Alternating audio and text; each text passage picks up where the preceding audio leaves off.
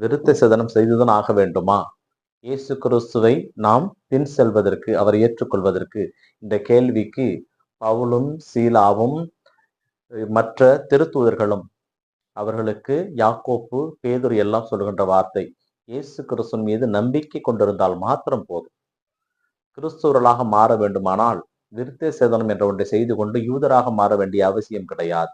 அது யூதர்கள் தங்களுக்கென்று வகுத்து கொண்ட திட்டம், மோசே அவர்களுக்கு கொடுத்தது. ஆனால் இயேசு கிறிஸ்து அனைத்தையும் உடைத்து விட்டார்.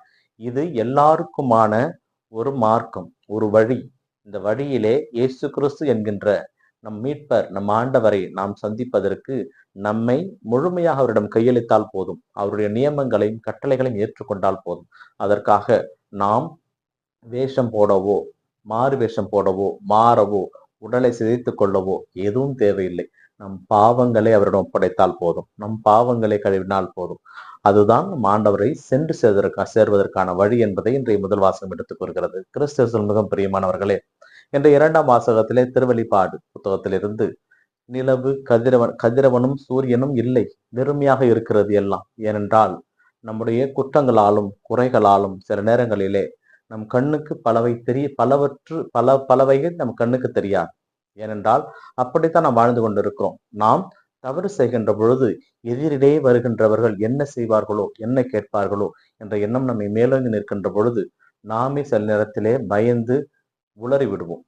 அப்படித்தான் இயேசு என்கின்ற நம் ஆண்டவர் நமக்காக மரித்து, நமக்காக உயிர்த்து, நம்மோடு இருக்கின்ற பொழுது அவரை நாம் சந்திக்க நாம் செல்ல வேண்டுமானால் நம்மிடம் இருக்கின்ற குறைகளை நாம் முதலில் விட வேண்டும். அந்த குறைகளோடு நாம் அவரிடம் செல்லுகின்ற பொழுது, அவரை முழுமையாக ஏற்றுக்கொள்கின்ற பொழுது அவராகவே அந்த குறையை நம்மிடம் எடுத்து விடுவார். இன்றைய நற்செய்தி வாசகத்திலே ஒற்றை வார்த்தையை தான் நாம் சிந்திக்க போகிறோம். நான் உங்களை திக்கற்றவர்களாக விட மாட்டேன்.